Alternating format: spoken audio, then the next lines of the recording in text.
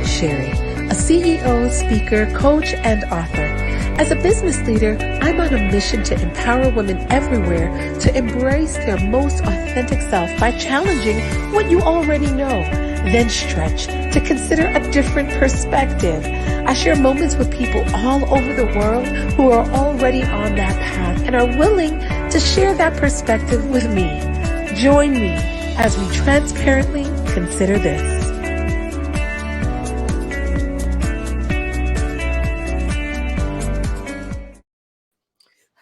Hello. Here we are, guys. Season 2. I am so excited. I'm so amped. Believe me, we have been waiting for this moment, and now the moment has arrived. But let me just first and foremostly, for those who do not know me, allow me to introduce myself.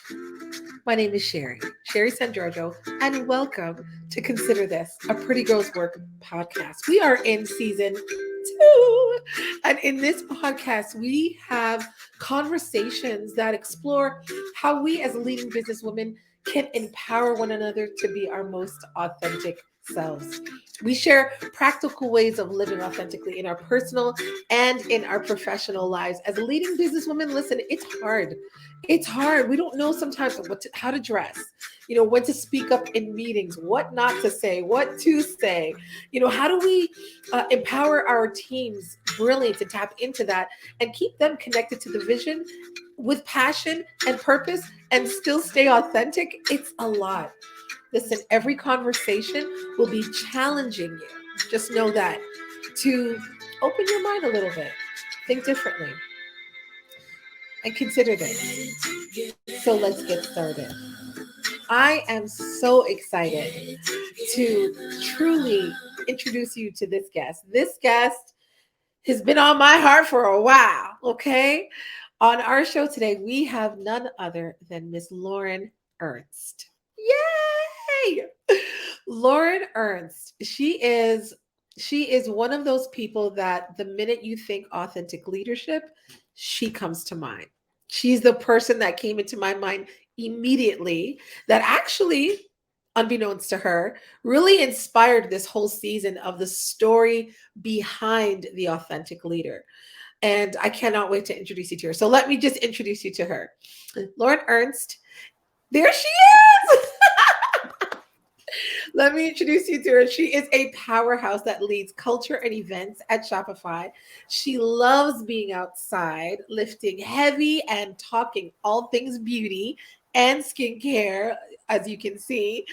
She is a proud mama to a fiery and beautiful and kind 6-year-old little girl. She's married to her university sweetheart and best friend, and conversations like this fire her up. So let's get it crack-a-lackin'. Lauren, thank you so much for being here. Honestly, it's an honor. If I told you that, I thought authentic leadership, you were the first person that came to my mind. And then I thought, I need to know the story before. How did you get to become the person that you are, the leader that you are today? The story. And I was just so intrigued with wanting to ask you the story. And then I thought, I think that might be really helpful. And people can glean from this conversation what your journey was like before we've gotten to here, before we got to Shopify, before, anything really started popping off in your career, so that they can understand and other women out there can understand there's a journey. There's a journey involved. So first and foremost, thank you for being here. Thank you for having me. I am so honored to be here. And I am so grateful that a platform like this exists, because I feel like so often women are not in the business of supporting each other. And I think this is a very, very special place where you can spotlight people that are doing wonderful things. Yeah. Give voice to those that need it, and really work to empower and lift us up. So thank you for all of the work that you're doing. Awesome. Thank you so much. It's a Pretty Girl Work Network, okay? It's a Pretty Girls Work Network, okay? And that's what we do. A lot of people hear Pretty Girls Work and they think it's about an aesthetic thing, and it's so not. It's so not. It really is about empowering every woman out there to be that boss, be the leader, be authentic, embrace your truest self, and then allow that to be shared within whatever career path or business you've chosen, but be infectious with that and be a girl doing it. It's okay. Embrace your womanhood. So many times we were been told, especially in the business world, oh, pull your hair back. Don't wear anything flowery. Don't use any colors. I see your colors there. Don't wear any colors, just be navy, dark black. Use your voice. Don't put any colors on your. So we've been hearing that for so many years. And so at Pretty Girls Work, we really want to embrace and encourage and celebrate women who know how to embrace your womanhood and at the same time lead and do it authentically. So thank you for being here. Let's get into it, man. Let's get into it. Ladies, so many people, may see you in your position and say, wow, like you're working for Shopify and wow, you're beautiful. And wow, look at your positioning. And not really understand that it's not just, you just got there. There's a huge story, a backstory behind the scenes stuff that we weren't privy to see. Right. And you get to pick and choose what you want us to see today. But could you walk us through how it was and how it is now type of thing, so that we can get a real grasp on your journey, how it's been, and what's brought you here today? Oh, I love it. I love it. And I think it's such a wonderful question, because really to appreciate and to take pause in where you stand now, it's so important to look back and reflect. So for me, born and raised in London, Ontario, only child, wonderful, wonderful parents. And at 10 years old, tragically, I lost my dad in a car accident that forever changed and shaped the way that my life would be. And it's truly the phoenix rising from the ashes that has really shaped who I am and the decisions that I make, not only in business, but as a partner, as a friend, as a mom. So that moment was pivotal for me. And I think, as doom and gloom as it sounds, loss has really shaped who I am today. Losing my dad when I was so young, navigating that journey, continuing on to finishing high school, moving to Kitchener-Waterloo to go to Laurier for university, meeting my now husband. We just celebrated our 13-year anniversary. Yay! And meeting some incredible people along the way. And not long after university, one of those incredible people from university was diagnosed with cancer and passed away. And it's these pivotal moments where you have, in my opinion, the option to go in one path, one direction or the other. And for me, it has always been the challenge and seeing it as an opportunity to rise and to shine, and using those important people in my life that I've lost to really make them proud and do the things, be it, waking up early in the morning to work out, or having the difficult conversation, or being very transparent with my daughter about loss and life and all of those things. That has really, really propelled me to be the colorful, flowery person that I am today. And I'm grateful for it. I truly, truly am. Yeah. And I love that you say you're grateful for it. So let me say, thank you for sharing that. I lost my mom 2 years ago, and, grief and loss, it not only changes your life, it changes the way you see the world and the people in it. So yeah, you're right. You have a choice. You have a choice to say, it's either going to be this way or it's going to be this way, or I'm going to muddle through it till I get through it, but it is a choice that you make every single day. 100% agree. What would you say to knowing that, right? Knowing how much loss and grief has made you so grateful to each moment, to be present, because that's what I'm hearing you say, right? I'm going to be present in each and every moment. And I will say that I felt that from you from day one, that you are so intentional in just being present in this conversation and allowing that person without you saying, I see you, I hear you, allowing that person, oh, I'm getting emotional. Oh my God, allowing that person to actually hear and see being heard and felt and Yeah. sensed, like you have that imaginative, what can I say, magical, that's the word, you have that magical way of doing that without saying it.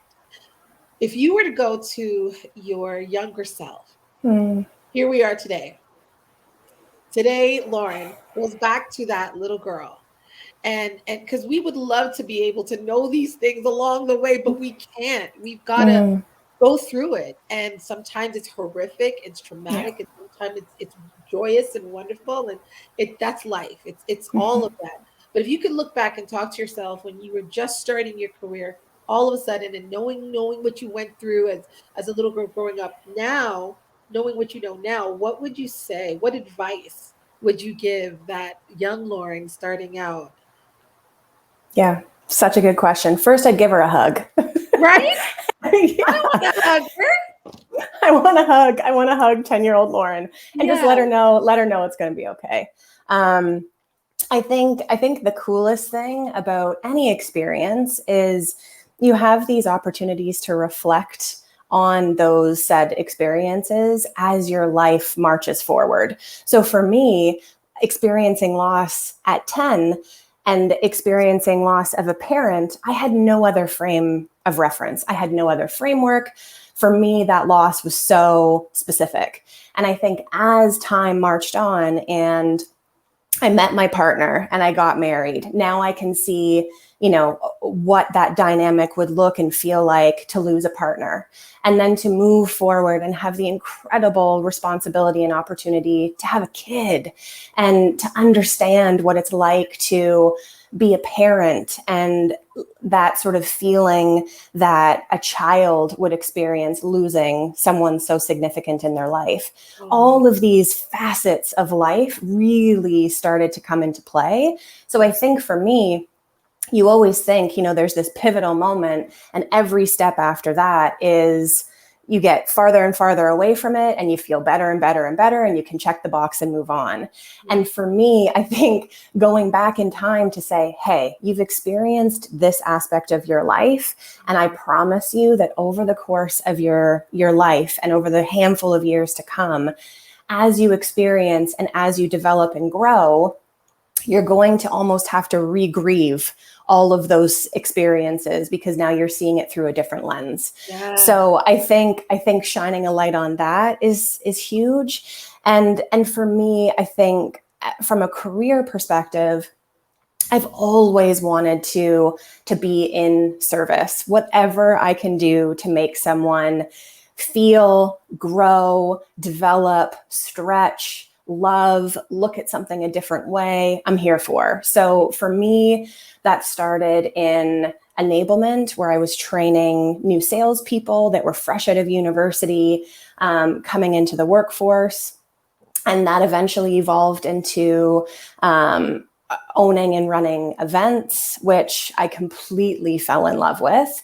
And then from there, I realized that there was this pivotal piece that was missing from so many of our events, and COVID shone a light on it. This piece of, okay, yes, there are wonderful times and opportunities that we can get together in person, but now when you take all of that away, what is our why behind what we're doing?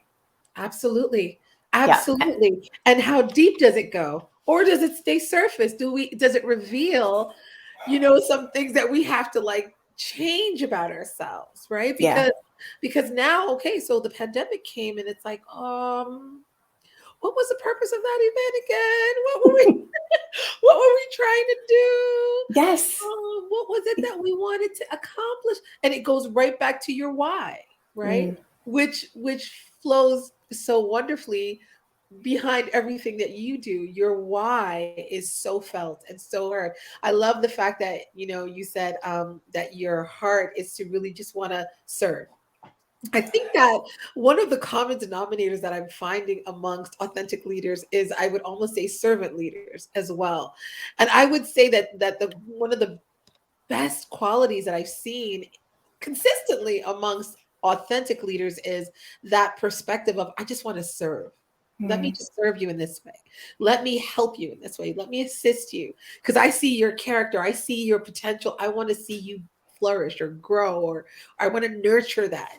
I love that. And it seems like you've got that as well. What would you say was the best advice that you've ever were given that helped shift your career, or perhaps helped you take next steps? Because I know, when you said that you were helping people that just came out of university, I'm sure they were blessed by you, right? Because you were able to help them see what their next steps would be, right? And at the scary time as well.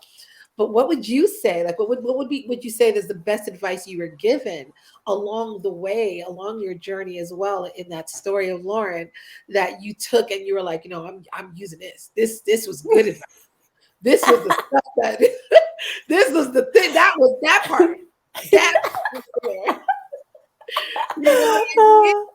Yes, yes. There's two. For me, I think one of the biggest pieces of advice that I received very early on in my career was around curiosity. And when I would run onboarding or enablement initiatives for new hires, the biggest fear is, oh my gosh, I'm going to, get on a phone call with a prospect. I don't know the details of what Yeah, to pitch, what to sell, answer their questions, none of those things. right. How the heck am I supposed to do my job? And at the end of the day, I think the thing that is so beautiful about early days in anyone's career, or exploring a new sport, a new activity, is your curiosity.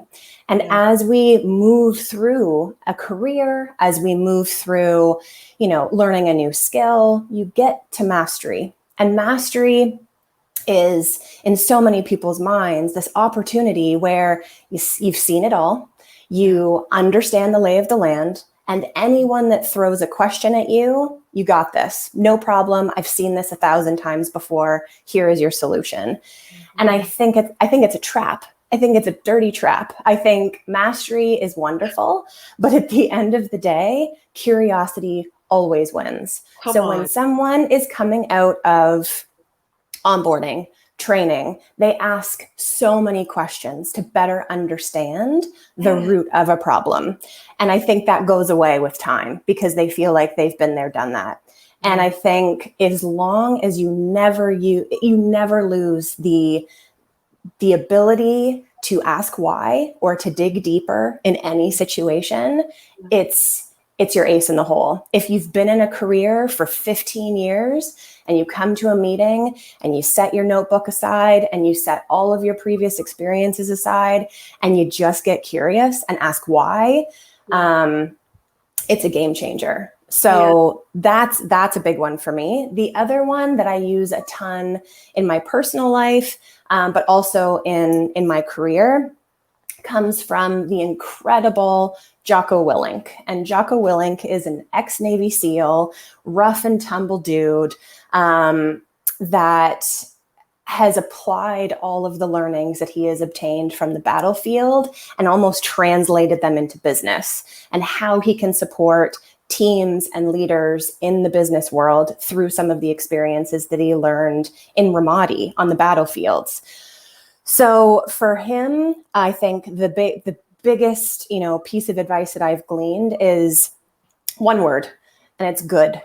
Any situation, any question, problem, outcome, I apply to a job and I don't get it, good. It gives me opportunity to grow and evolve and get curious and develop for the next one.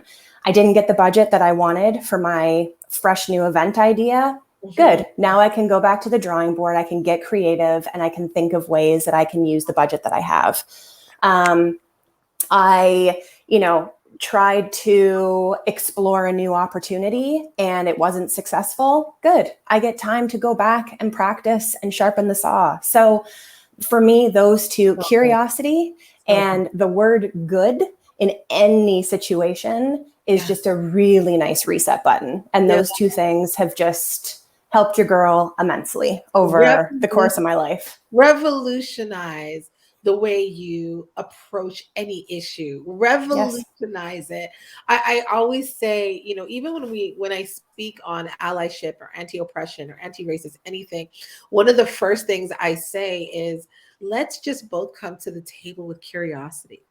I think that is like one of the bedrocks on connecting with people and being able to be creative and innovative, and let's see what other ideas can be resourceful. Like, I love that. And good, you know, good. I didn't get that. Good. Let's see what else let's see what else opportunities. I love that perspective. And I think that as well, I love that you said that mastery is so dirty and stinky. I agree. It's a trick, Sherri. It's a trick. 100%. It's yucky because all of those words, yucky, dirty, stinky, nasty, all of that, because it brings you to a place where you feel you arrived. And being an authentic leader, you never arrive. It's a constant journey of evolution. You learn something and you go, oh, wow. And there's a deeper learning next time around. I'm that person that will watch a movie. Like I love I Am Legend. I watched the Matrix, all trilogy. I can I'm that person that will watch and watch and watch and get something different every single time. It depends on where you are at in your life.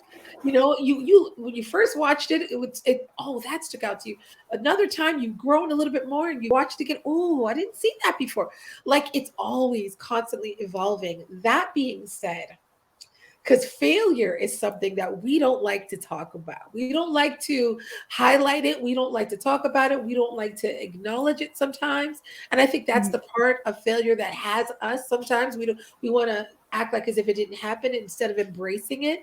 What would you say was the best failure? And I want to say it like that because people say like that's an oxymoron, best failure. No, that's a good. No, it's not. What was the best failure you experienced in your career, and what was the lesson that you say it taught you?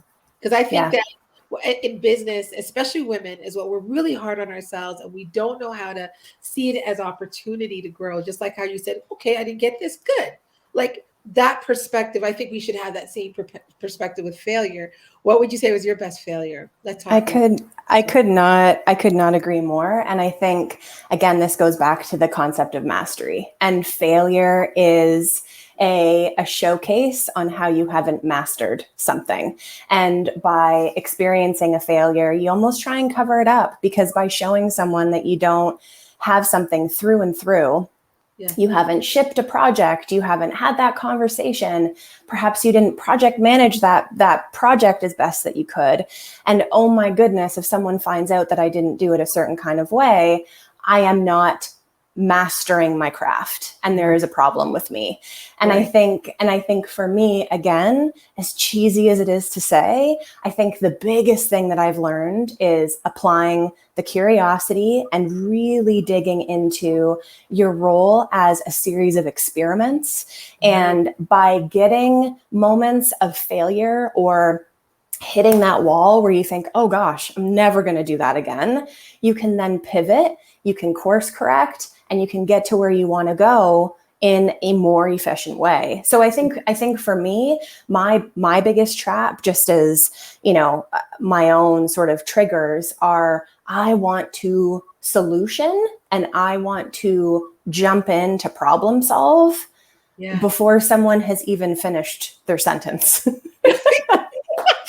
I am such a fixer to a fault, Sherri. So if there are moments where I can see the storm, it's coming towards me, I just want to fix. I want to get everything out of the way. I want to make sure I'm taking care of my house. Everything's in order. Yeah. But then I look out my window. I'm like, shoot, that was a storm over there. It wasn't a storm here. And here I am getting all my stuff together. I'm leaving the beach.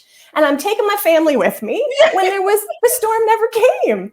So I think for me, early in my career, I was a problem solver and instantaneous fixer.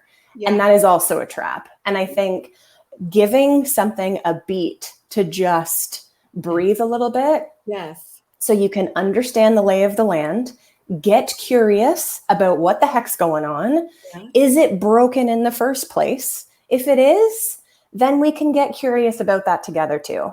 Yeah. And you need to decouple a problem from you as a human being. Like Come on. is because something hasn't worked out doesn't mean that you're a horrible human, right? Come on. And we do that, Lauren. We do that all the time. And that I'm so glad that was the point that I really wanted to have you say, even though I didn't know you were going to say it. Personalize it. We say not that, oh, that failed. We say I failed. Yes. We take it on as if now I'm a failure. All of a sudden becomes a part of my identity. Hey, pump your brakes. Hold on, wait a minute. Let me put some reasonableness in it. Like, yes. And I love that, Bad Boys, woosah. Woosah. I use it a lot. Yes. Massaging my ear, just chilling out. Cat. Remember your triggers, and so I think that's an amazing way of dealing with mishaps or things that are unexpected or things that don't turn out the way we want it. To be able, like you said, to take a beat, take a breath, sit back, pump your brakes, I would say. Yes. Pump your brakes a bit. And you don't slam on your brakes, you gotta pump them. You gotta pump them. Slow it down to be able to be curious enough to find out, so is this actually broken? Do we need to fix it? Yes. What actually needs to be done here? What can we learn from this? And I really feel like it's so key. It's so key. And can you imagine if we were scientists and there was a little glitch in a development that we were working on and instantaneously we tore all of the plans up and started from scratch? No. You'd give some time. Give some time. And if you're in an industry where you're dealing with customers or you're dealing with culture, you have to let it breathe. And the job's never over. It's never done. So to rush to let it breathe. Sorry to interrupt. No, it's good.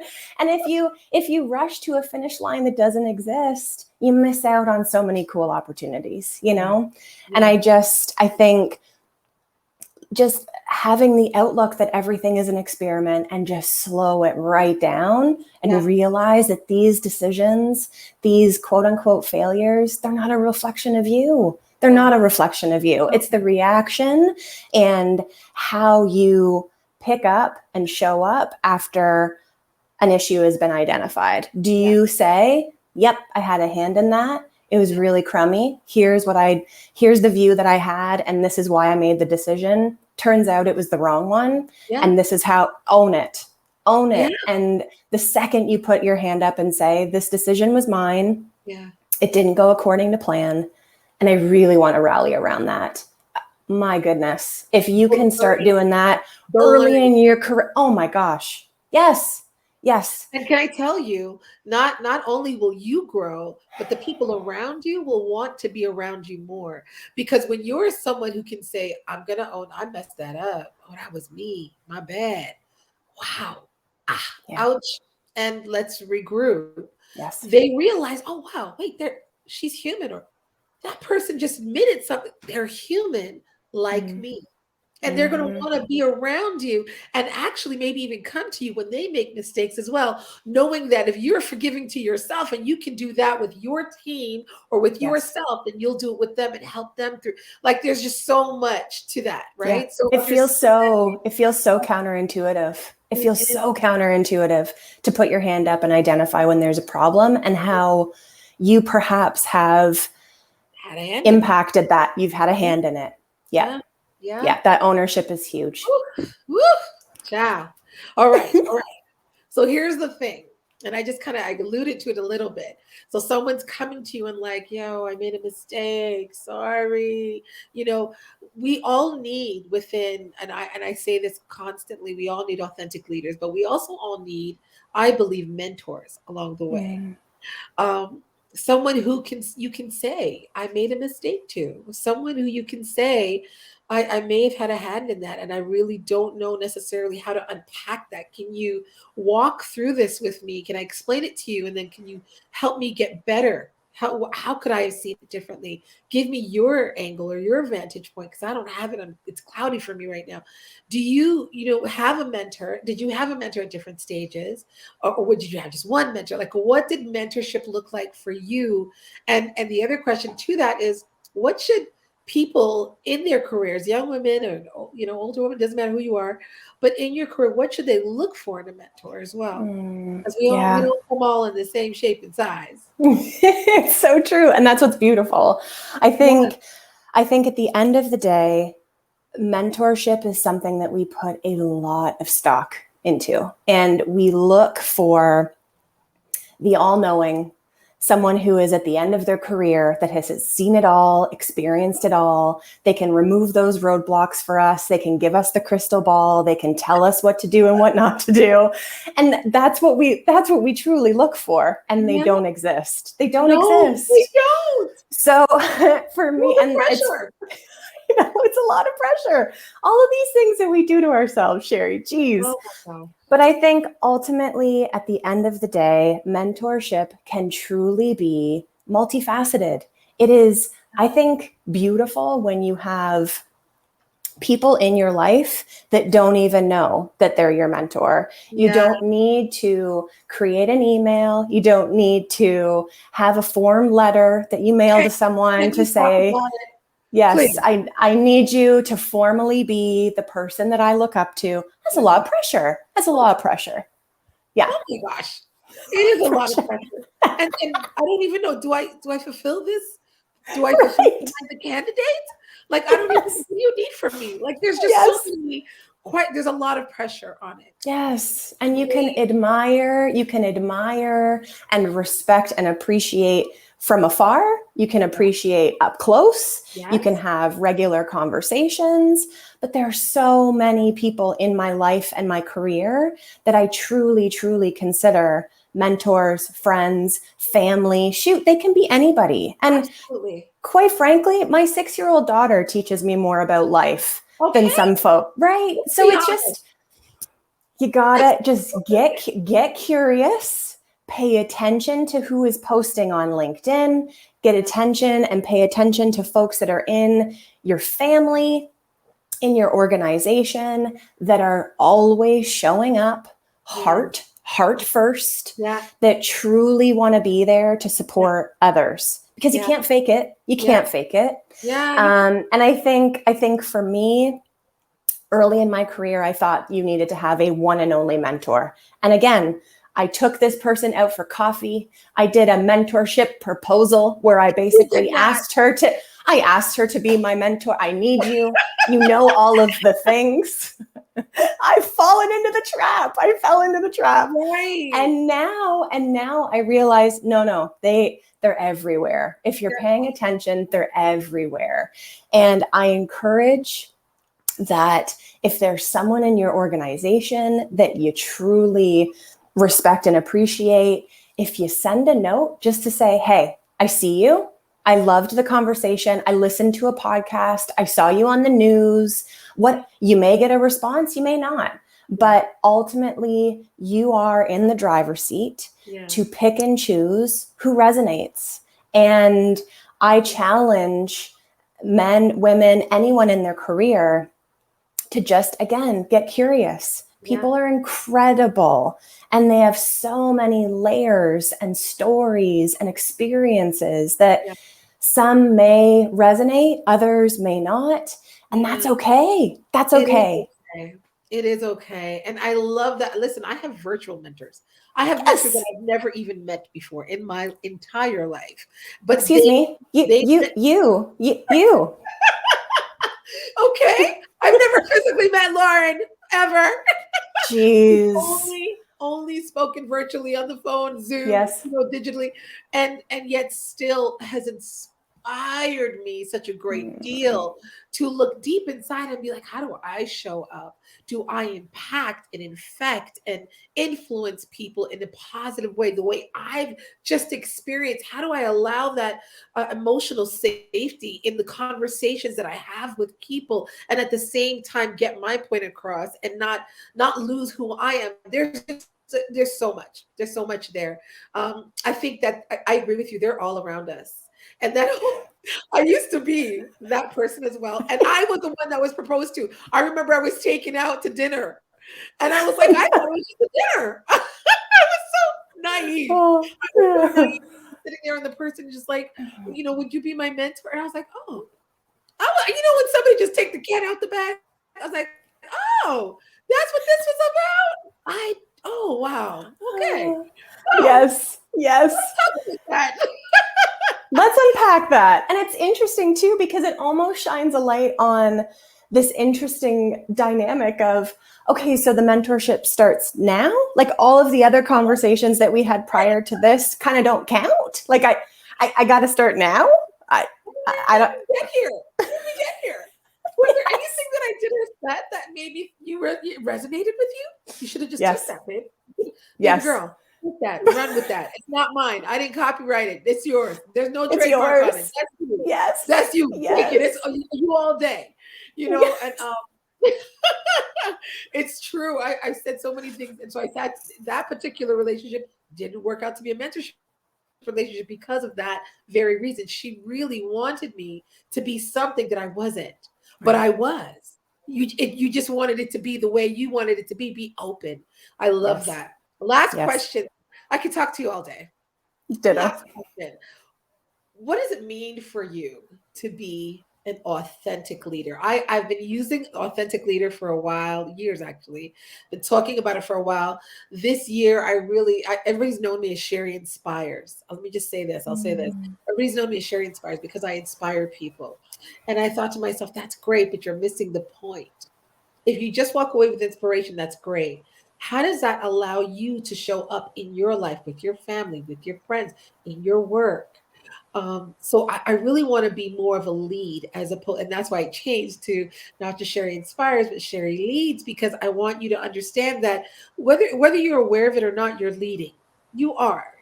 And hopefully, if you can start doing that work on the inside and become more self-aware and forgive yourself and be kind and gentle with yourself and fail forward and all of that, you can actually become an authentic leader.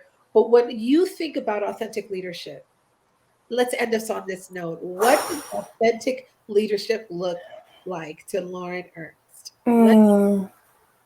Yeah.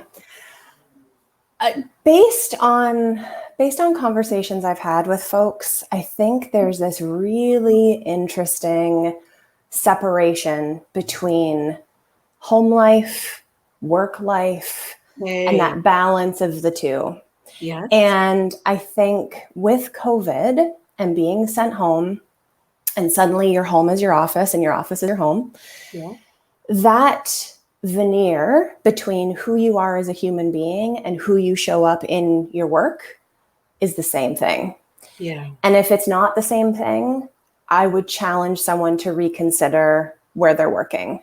Yeah. I think at the end of the day, the only person that you know how to be is you. Yeah. And if you are stifled and feel like you cannot show up authentically at work, that's a problem. And you can't authentically lead or step into certain conversations, that is also a problem.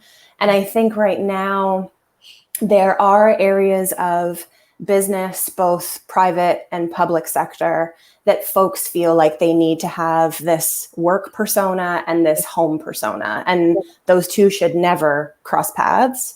And I like to challenge the individuals that I work with or that I put on virtual stages or that are in live settings, that we want to see all of the bits. We want to see your cat come onto the screen. We want to see your home office set up. We want to see you without makeup on. We want to see your kid come in and I want to say hi to her.